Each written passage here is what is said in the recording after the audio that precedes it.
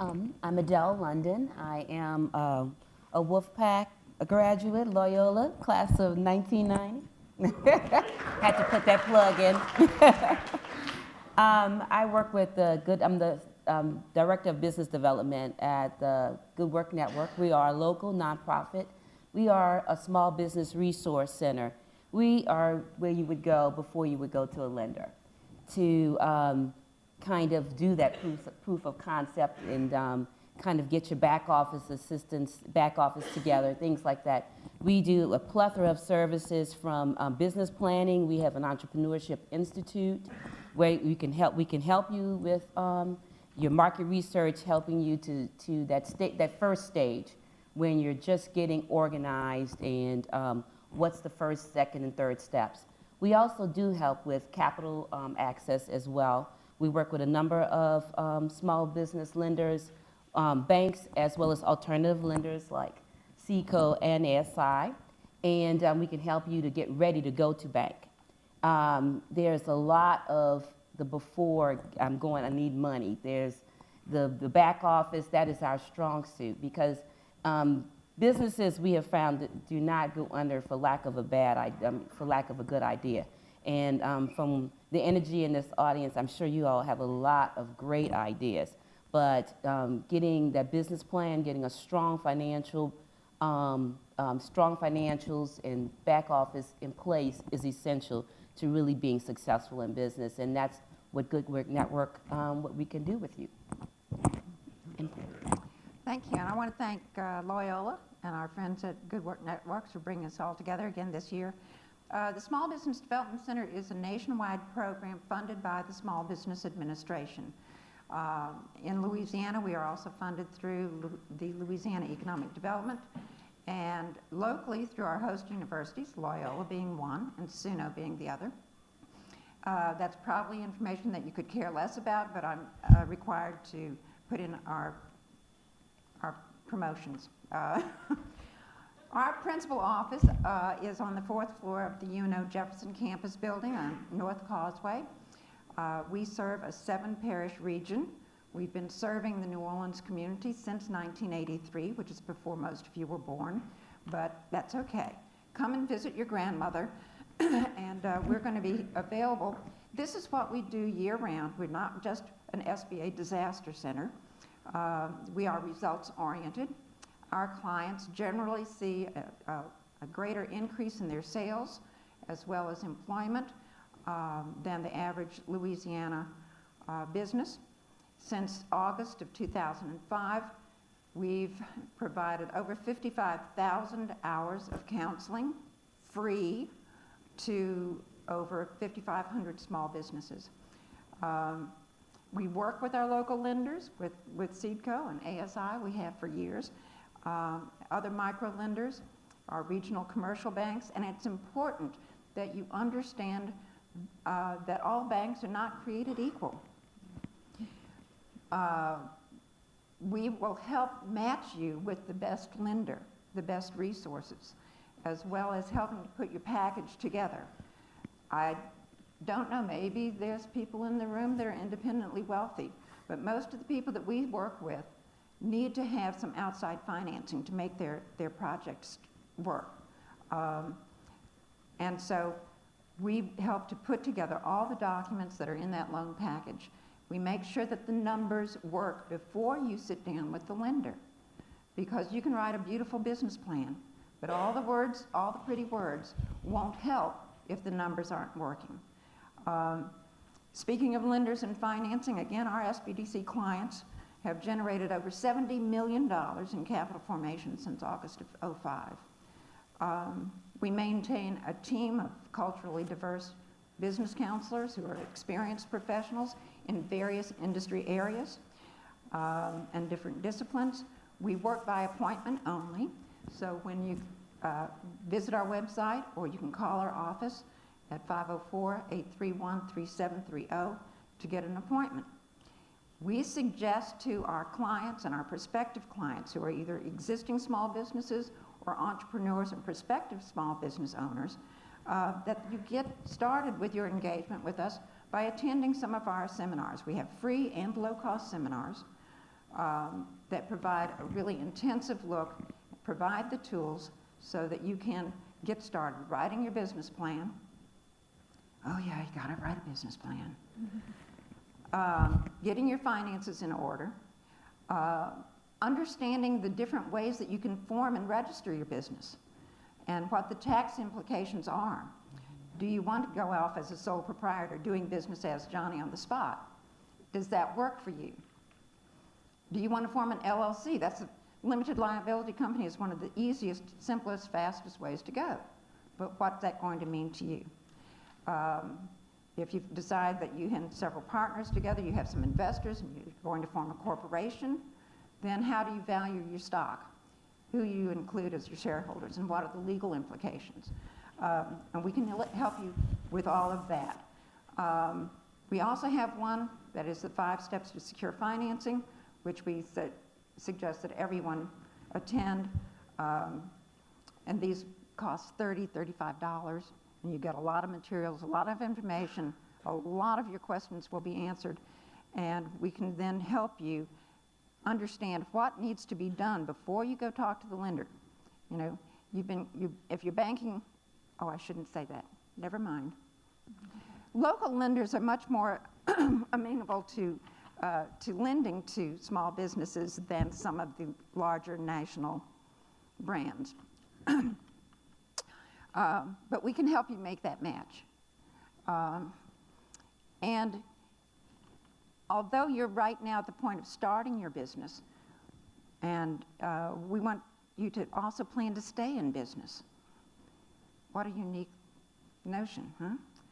Our newest program is Ready for Anything, and it really was designed to help small businesses that were impacted by the hurricanes in 2008. It's now 2011, and we're rolling this out because it's a government program. We do encounter some delays, but we address a lot of survival issues. And you really need, as you're planning to start your business, to plan on how you're going to stay in business. And to come up with Plan B and maybe Plan C.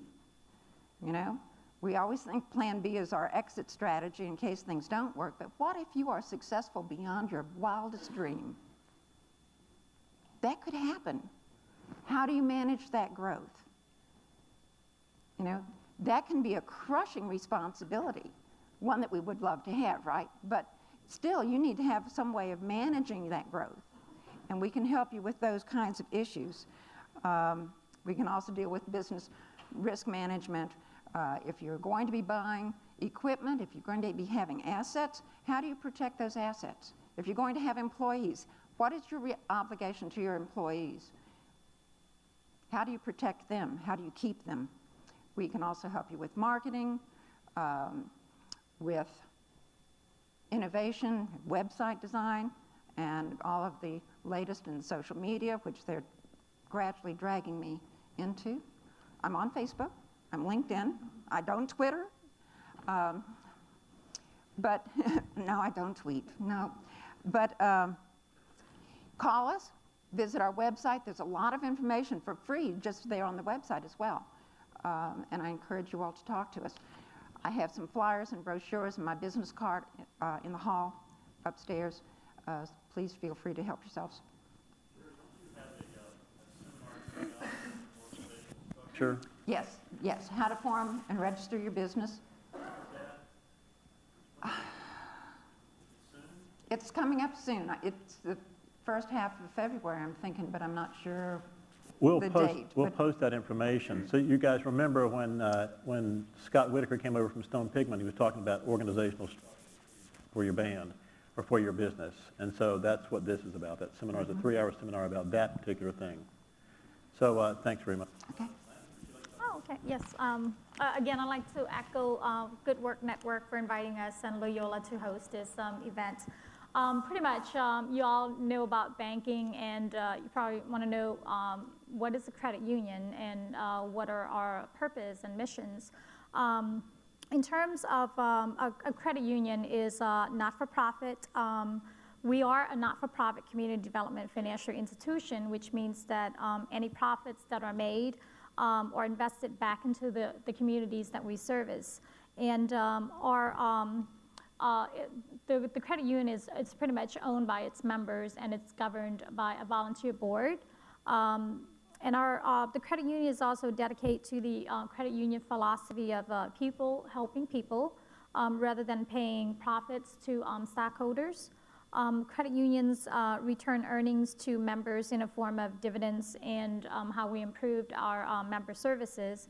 And one of that is with a lower interest rate, in which our interest rate caps at 18%. We cannot charge anything over 18%. And I can assure you, going out to later when we talked about different products there, you can go on to different banks, and you can compare in terms of costs for credit cards or fees. That's something that you would want to when you shop for products, or we'll go a little bit into the checking account just to give a general idea. And also, credit unions, we're pretty much like banks. We have products and services similar to bank. And then depositors are also insured up to $250,000. With bank, you're insured through Federal Deposit Insurance Corporation, and federal credit unions are insured through the National Credit Union Administration up to $250,000. And also, ASI, this year, we will also be celebrating 50 years in existence, in terms of we've been here, helped to lift individuals out of poverty, and has provided them with economic empowerment. And we also work in partnership with organizations such as Make It Right Foundations, Habitat for Humanity, St. Bernard Project, KIP Renaissance. These are nonprofits that our staff commit into volunteering back into the communities in terms of helping out. And also, we also partners with SECO, because I know with the credit union, we also have a nonprofit arm, which is Shared Initiative, Inc. We offer first-time homebuyer counseling, credit counseling, foreclosure prevention. We also have a micro lending program, which was through the Economic Development Business Recovery Program after Katrina. We were able to use that money to lend out at a low interest rate, and we'll talk. I will share with you a little bit more about that also. But just to tap on different products and services that the credit union have, it's important, because we have products that can help you start out with, and like John said, to keep track of your records of your starting out businesses. And for one, what you need to do, the first thing that you need to do is set up a business checking account. It doesn't matter, either through our credit unions or any financial institution out there, but you need to keep it separate, from your personal to your business. And for one, we have a free business checking account, so that's something that you want to look into. When you go out there, that's what you want to compare. But the first step is to, do that, and it's important that you separate it and keep track, because once you, with the small production that you have, it's important to keep that track record, so that way when you go into, a bank or a lending institute or any technical assistance services to put your plans together, that's what you need. And then besides, on top of that, in terms of products, I know you're still in college here, so we also have products that can help you with, for right now, we have computer loans for students, so which means that if you're still in college, you can take advantage of that. It's zero interest. You can pay it within a year. So it's very attractive that this is something that you want to take advantage. So if you know that you're going to be graduating soon, and for you to go out and start a business, the first piece probably you want to have is it's a good computer to keep track of all your sales and all your production there. So I encourage you, in your package, you do have a brochure like this to take advantage. So just kind of, in general, comparing, what ASI have to offer, we have similar product just like with any other financial institution. And the attractive part is that our micro lending program As John said, with SECO, there is it from 50 and above. Now with ours, it's from 1,000 up to 25,000, and it can be unsecured because when we looked at, we'll go in details in terms of when we evaluate or underwrite a loan, what criteria is that we looked at. So these are important factors that we look into. With different products there. So this is a piece that you see in your package if you get more information on it as you read into it. And also in terms of services, we partners with Good Work, with SBDC, with that technical assistant to help to build that package there. So we're a nonprofit. We work arms in arms with other nonprofit to help, and our goal is also to be in business to make the money to invest it back into the community. So a lot of these products are really out there to help the underserved community, and that's our mission out there. In terms of product-wise, we're not into high interest rate. We're not into high fees. So in the package, you're going to see a brochure like this. You can look into different products or different fees that we have. So so for one, take advantage of what is out there. Again, yeah, we'll talk more into in terms of the loan products. Yeah. And being results-oriented, I wanted to say that LSBDC's client is getting ready to close on a $25,000 unsecured loan with ASI to start a recording studio. So, it works. It works. It really does. That's amazing. So, well, there's so many subjects we could talk, and I'm sure that the students have questions. So we have two organizations who would advise small businesses and two organizations who will loan money to small businesses. Mm-hmm. So how does these young people, do they need to look at their credit reports? They need to find out, how does somebody go about improving their credit, checking their credit, and determining if they're going to be in the proper place to apply for a loan? Yes. The first thing when you look into a loan is the utmost important is know where your credits are. And even with the business industry right now, a lot of them doesn't know, what their credit score is, how their credit is in the past, or do they have any credits? Pretty much, a lot of them, cash basis. So for one, it's hard to lend someone that doesn't have any history, because those are important factors. And what we looked at is the 5 C's. The 5 C's here are the key elements a borrower should have to obtain in terms of getting credits. And the first one is character, which refers to the borrower's reputation. And what we do here, that's where the credit report comes in. And with that credit report, for one, you can go through any of our TA, there are 2 here, providers to assist you with that first step. And through our nonprofit Assured Initiative, we also have that service. It's free of charge for the credit counseling, just to check on your credit. The next C is capacity, which measures the borrower's ability to repay a loan by comparing your income versus your debt. So we looked at your debt to ratio income. And our debt to ratio income with the loan program that we have, the micro lending, it's 1 to 1, which means that as long as your cash flow is in, it's enough to pay your debt, then we will go with that. The next one is capital, which the borrower puts toward a potential investment, because a large contribution by a borrower will take the chances of default. So what do you have to we're looking at, what do you have to put into your business? So for one, if you have a production, worth of $25,000 and you want to go into a lending institute and wants $25,000, chances are we won't be able to do that. You have to put your, in terms of when we loan, we're looking at, 80-20. So you have to put out 20% of your investments into the business, and then we can lend you the other 80. So it's important when you work with the TA providers, you let them know, in your plan, what are your commitments, what are your share into it. Otherwise, lenders will not take that risk. Next one is collateral. Do you have properties or anything to secured, a lot of the banks with large loans, they required collateral. For us, through the credit union, we do have loan products that require collateral too. But with the generous, through the Louisiana Economic Development, we have what we call as the revolving capital fund. As we loan out to people, we're getting that money back. So we were able to take that risk and do it as an unsecured.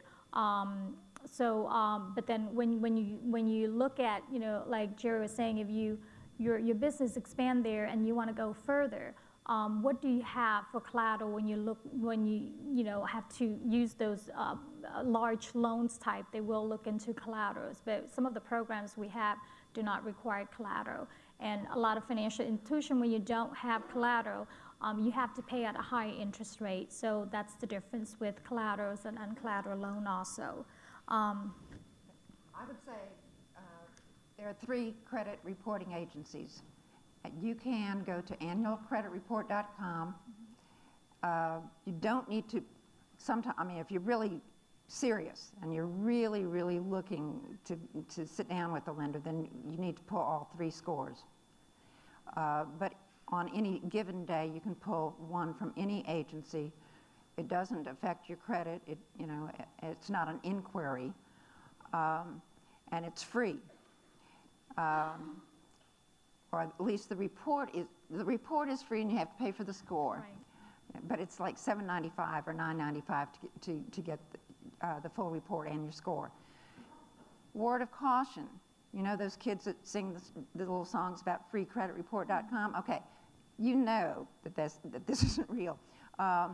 Because when they say they will monitor your credit and send you email alerts, you've just subscribed for a service. So be careful when you go online that when they say, oh, do you want to subscribe? We'll send you emails. Say, no, thank you, unless you want to be paying $39.95 a month for the rest of your life. So it's a good thing to do. You can get your credit score. Generally speaking, lenders are looking for strong 600s or into the 700 for their loans. Depending on the nature of the loan, if you have collateral, as Lang said, all of the lenders are going to be looking for you to have made some contribution to your own project. They want to see that you have equity, that you believe in it enough that you're going to put up your own money, or your mama's money, or your great aunt's money. And it's usually in the range of 20-25% for a startup business. It might be less for a business that has an established track record. But you need to know your credit scores, and that is something that we're going to ask you when you come in. What's your credit score? How much money do you make? What are your sources of income? And what do you owe? Because any lender, even our good friends here, want to be assured that you will have the ability to repay their money that they loan to you. And the important thing on that is like, if you start out with no credit, there are ways that we have products through ASI Fair Credit Union. We have products that can help you build that credit. So it's good. No credit is better than having credits with bad credits. So that's the important thing that you want to establish there. Now, if you have bad credit, there are ways that we can help you to improve that credit. So it's important that you seek out the technical assistance or go through us for the credit counseling, so that way, for one, we can help you pull up that credit, and through the credit counseling, we'll be able to pull the 3 credit bureaus without having to hurt your credit if you have credit established already. Now, like Jerry said, you can go through annualcreditreport.com to see if you know that you have credit in the past. That's how you can see where you are. But the important thing is, seek out the technical assistance that way we can lead you, show you the right path to go. And that's one of the key themes here is don't be surprised when you're talking to the lender. You want to have done your homework prior to coming in to see the lender. You want to know what your credit score is. You want to have even credit score is one piece of the puzzle. It's not the be-all, end-all. I've done loans for people with very low credit scores, but we find ways to get around that. We help them get their credit score up. or we find other aspects of the deal that we can really latch on to. So credit is not the end of the world. It is important. You need to know what your credit score is, and you need to try to keep it up if you can. Never ever default on your student loan. Oh, Yes, that sticks with you for a long time. Stays with you forever. So what is most important when you go beyond credit is really, and I'm glad Lang introduced the 5 C's, because every lender, the first thing you learn about lending is the 5 C's. To me, the most important of the 5 C's is capacity. Before you come talk to me as a lender, you need to have a really firm understanding of how you're going to pay that back. I'm not in the grant-making business. There are people who are in the grant-making business, and there are other types of investors that are willing to take that higher risk. But you need to understand who you're talking to and where they're coming from. So you have a capital landscape that generally goes from grant makers on one side, what they call friends, family, and fools, which are usually your very early stage investors. Those are the folks that are good, the aunt that is going to come up with $10,000 that she doesn't care if she loses. And then you start moving into the banking world with the credit unions and the alternative lenders that I represent. And then you move up through the banking scale. Usually smaller local banks are willing to take a little bit more risk, and then you work your way up to the name brand banks where you probably have your checking account. And as you do that, the cost of capital gets cheaper. So ultimately, you want to end up at a Capital One or a Chase or something like that, because hopefully they'll treat you well, and you can the credit union. And they can ultimately get you inexpensive financing. Lang's rates may be able to compete with that. I know that mine aren't. Mine are intentionally structured to be higher than those banks and probably higher than Lang's. So you want to make sure that you really thought through this process of how you're going to repay the loan. The next step is to really know how to communicate your business model to that lender. Communicate what you do, how you're going to repay it. Be prepared to show me some documentation. I love listening to you talk, but I've got to see it in writing. Every banker wants something in writing to back up everything you say. And be prepared to put all your cards on the table. We're going to want to know everything about your business. We're going to want to know everything about you personally. And we're going to probably want a mortgage on your firstborn.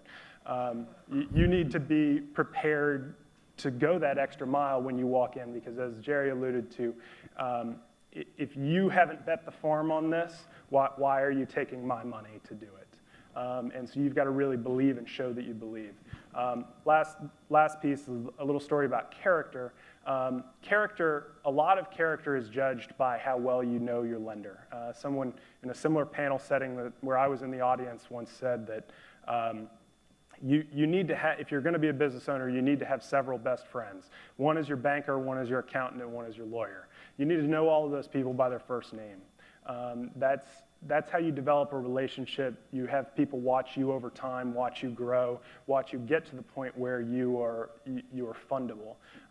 For instance, I had a Loyola grad who I'm working with right now. I have turned him down at least 3 times.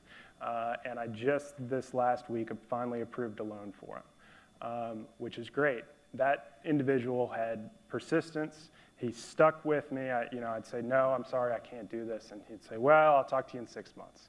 And so he'd come back in 6 months and he'd say, look, I'm a little farther along. Can you do this? And we'd go through the process again. And I'd say, no, I can't do this. And then finally, now the business has grown to the point where I can. And hopefully this is an inflection point for him to where he can really scale and grow his business.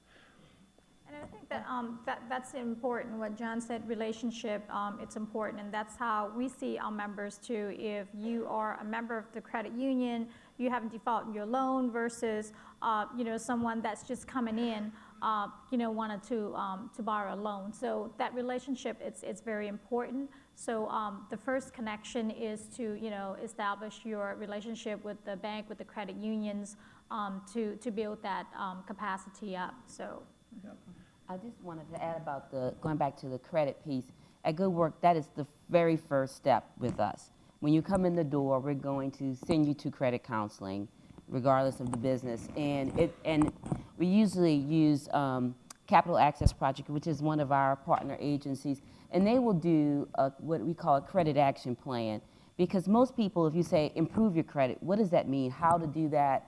And the credit action plan is really a tool to help individuals to know, okay, if I do this, if I take out a secure credit card or secure credit loan, with ASI, because I know you guys have a number of credit builder products that we often refer our clients to help them with that for $500 or $1,000. That credit action plan will help you to navigate that. And I know most of you guys are, very young, so no credit is probably more of an issue. No credit history established. So establishing those relationships, as they're talking about, is really, really key, because you are so young and you don't probably have a big track record, or your parents have bought your cars and things like that. So starting that, and even if you're not really seeking money right this minute, it's something to start thinking about. It's something to think about in the future, even if you're going to be looking for funding in 2 or 3 or 5 years. Really starting that path now is really keeping your credit, establishing a good credit history, not defaulting on your student loans, as Jerry said, is really something to think about now. But I don't want to just think about getting, starting a business, yes, it's about capital, Right. but it's so much more before you get to the lender. Your business plan is not just to get money, and often people think they're writing a business plan just to get money. And I mean, yes, that is one aspect of writing a business plan, but it's your compass. It's your plan. It's your strategic plan of how you're going to start, grow, and expand your business. So, don't think of a business plan as just a tool just to get this $25,000 from ASI, and then it goes in a drawer. So, it's supposed to be used. It's something that is a living document that you revise, that you keep, that you turn into an action plan or an implementation strategy to keep your business alive and well. Yeah. And it needs to be revisited. Again, as you It's a said, living it document. doesn't go into No. the drawer. It doesn't go on a shelf. It doesn't collect dust. It's a roadmap, and it's something that as you move along, you're going to revise. And what it does is it says, I'm here. This is where I'm going. This is where I want to be. And this is how I'm going to get there. And here are the milestones, and those are the important pieces, because if you're not hitting those milestones, if you're not making those objectives along the way, you can take corrective action rather than waiting until it's too damn late to do anything about it. Okay. And I am tired of seeing people come into my office after they're already so far in the ditch that we can't haul them out, because they haven't planned, because they haven't done due diligence along the way. And I said, well, how did you get here? Well, I don't know. Things just went south, So the business plan is an important document, and it's a working document. It's a living document that you need to stay on top of. And often those people have business plans.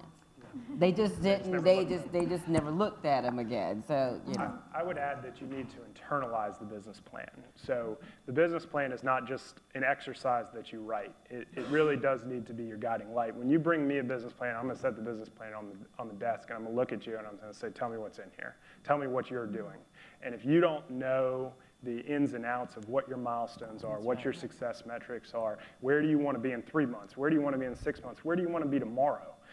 If you can't tell me that and articulate that to me, then it becomes very difficult for me to buy into what you're trying to do. That's why I don't write your business plan. Yep. I will help you write your business plan. right. I will help you with the formatting, and the hardest part I think that people run into is when it gets to that financial pro forma, where they're trying to say, okay, gee, I don't know how much money I'll make. I don't know, how can I tell you on a month-to-month basis for the next 3 years what my revenue stream is going to look like? Well, that's what these lenders want to know, and they want to know the assumptions that went behind that. They want to know, well, I'm assuming that I can sell 15 widgets a day, and it costs me 50 cents to produce one, and I sell them for $1. That's what they want to know. And then how many people walk by your storefront? Yeah. Because if you tell me 5 in a day, then I'm going to tell you that you can't sell 15. On the other hand, if you say, well, I can make a snowball in 10 seconds, therefore I can make 4,000 snowballs a day, and therefore I'm going to make $1 million my first year, we're not going to believe that one either. So, we have to find realistic, middle ground, and we have to have those assumptions in writing. And that has to come from your head, not mine. Well, not just your head. Really, what we're talking about is knowing your industry, market research, and it's the most laborious and taxing part of doing your business, but it's a It's must. tedious, yeah. Because I've seen where you were saying they have a fabulous business plan and they don't really, they had someone to do this fabulous business plan and they don't know their industry. They don't know the ins and out of the industry. And I've seen the opposite where, you know what, they're not the best writers. They can't really necessarily format, but they know their business. They know their industry. And that's what let them Jerry is talk saying. about But it. Let them talk exactly. about it and they'll And I tell you. can work with that person every day, all day. Because if you know your industry and you've done your due diligence and done the market research, I can help you to do the cash flow. We can help you. That's what we do. We are technical assistants. We can help you to format your business plan, to put it in a way and be able to communicate it. But knowing your industry, I know nothing about the music industry necessarily, except what the few businesses that I've worked with and pick up something from all different industries. And I have worked with my fair share of studios, but they have to know their industry. And that's the part you have to do. But there are resources out there. At Good Work Network, we never say we are the end-all be-all, but we will definitely connect you to resources that are out there. And I also want to address with that granting thing. Now you have to tell me about that because we put that there aren't any grants out there. So I don't want you guys to walk out thinking there are granting agencies out there that really are. That's kind of a misnomer a little bit, but doing your own market research is really where the rubber hits the road, really. And knowing how you're going to stand apart from the competition. You know, how many talented people are there in this room? Well, at least 100. Don't ever tell me you have no competition. You know, That's what's going to always set the you wrong apart? answer. What's going to make you different? What makes your business work better than everybody else's? What's special about the fact that you're doing it? You understand what I'm saying? I mean, you need to really connect, and I think the business plan helps you to articulate that and puts it in writing, and that document will speak for you on your behalf in your absence. But again, there's going to come the day that you're sitting across the table from one of these people, and they're going to ask you a question. You better not be sitting there looking like a deer in the headlights. You know, if you don't know it, you know, and, I mean, you've got to know it, you've got to be passionate about it, you've got to really believe in it, because if you don't believe in what you're doing, why should anybody else? And you need to be able to speak to it. And the reason we mention business plan, because that is one of the requirement when we looked at a business loan application. If it's, for start a new business, you have to have a business plan and projected cash flow, 3 years, 5 years, because if we lend you a loan for 5 years, we want to make sure that you're still in business to collect that money. And then there's a checklist that I have on the table out there that gives you a general information that we require. The first is the loan application, personal financial statements, which, the banks, we provide that. Business tax return, if you're a new business, you don't have that, so the business plan and the cash flow will come and replace that. Personal tax return, if you are working, you have personal tax return, that's what we need. In articles of incorporation or LLC, or if you're a sole proprietorship, there are occupational license that you need to obtain or doing business as, and that's something that the TA providers, the technical assistant, will assist you in getting all those together. Or even if you're actually doing it right now, someone was mentioned earlier when you do the introduction that you have productions. If you really are doing that, you're making the money, it should be in a separate account so that you can manage what you're bringing in, what you sell. So that would be your initial steps there, and pretty much a narrative describing, the nature of what your business are, and that entails into your business plan. So there's a checklist that we have that's on the table that you can take with you.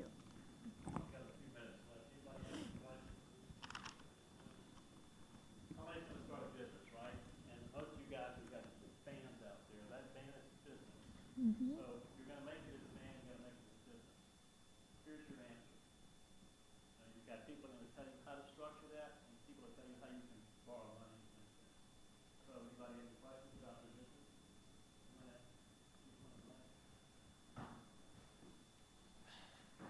I believe at the SBDC, you were talking about marketing. What exactly does that entail? Do you like create a marketing plan for the entrepreneur, or do you actually do the marketing for them? Work with you to create the marketing plan. Okay. Okay, because just as she said, you need to know who your competition is. You need to know who your target market is. You need to know, what geographic bounds you have. You need to know how you're going to be pricing your product or service that's going to be competitive and provide the revenue you need for your cash flow to keep your business going and growing. So we're going to work with you one-on-one, confidential, free counseling, and we'll sort out all of those things. And we're going to ask the tough questions about who's your competition, how many other bands are doing what you're doing, or how many other production companies are out there doing what you're doing. It used to be that you had to have a really huge studio and lots of fancy equipment to be able to make a recording. Now you can burn CDs, just about any room. And people are doing that. So what's going to make your sound quality better? If you're a production company, if you want to do studio work. But we'll work with you on that, and then we'll figure out what the best strategies are. Depending on where that target market is, how do you reach them? How do you communicate with them? Everybody's on the internet now. So how do we design a website that's going to maximize or optimize your search engines? And what other options do you have? Another thing, just going to your question on marketing, professionalism. I would think that many of you, if you are in bands and things, and those are businesses, by the way, and do you know why you charge what you charge? I mean, is there a rationale behind it? I mean, do we just say we all need to make $50, or do we actually know why you charge what you charge, or what are your expenses? Have you itemized those things out? Do you know all that you should consider? Yes, you should consider the other bands that are out there. You should consider the venues, what they're charging, but you have to know what you need to charge. Or how much the saloon owner will let you take off the door. Or ways to your worth, and ways to structure that, and ways to communicate to those venues. How to do that in a professional manner instead of just just give them a call. If you communicate yourself in a certain way and hold yourself in a professional demeanor, I guarantee you the venues and the people you deal with will act a little differently too, and act accordingly. So professionalism is a big part, and that's some of the things and ways to communicate. Bringing that to another level is another thing that the technical advisors will assist you with. And the important thing, coming back to documentation, is that the income that you're generating, it needs to be reported in terms of paying your taxes, and that's important because that's something that we're dealing with right now in the industry that's affected by oil spill. People doesn't have the documentation. They're not filing their taxes correctly, so it's important that you start out the right way. Report your income, pay your taxes, so that way when you come to the bank, you have your tax records. That's what we go by. Once you're established, that's what we go by. And if you don't have the number to reflect what you're telling us, we're not going to be able to loan you. So it's like, I'm making $30,000. What's your proof? If you just have a book and you don't have tax, or in your account, we're going through that right now. Either show us your bank statement to show that you have income generating in. It's like, well, I'm cash basis. It's like, that's fine. Where do you put the cashes? So that's important. Documentation, tax returns, record keeping. and to I know a couple of you will mention CDs and things like that, and barcoding, and when you're trying to say, I sold 1,000 CDs last year. Well, how do they know? I mean, if it's not coded, if it's not recorded somewhere, how can you record? How can you have any kind of accurate? Oh. Okay.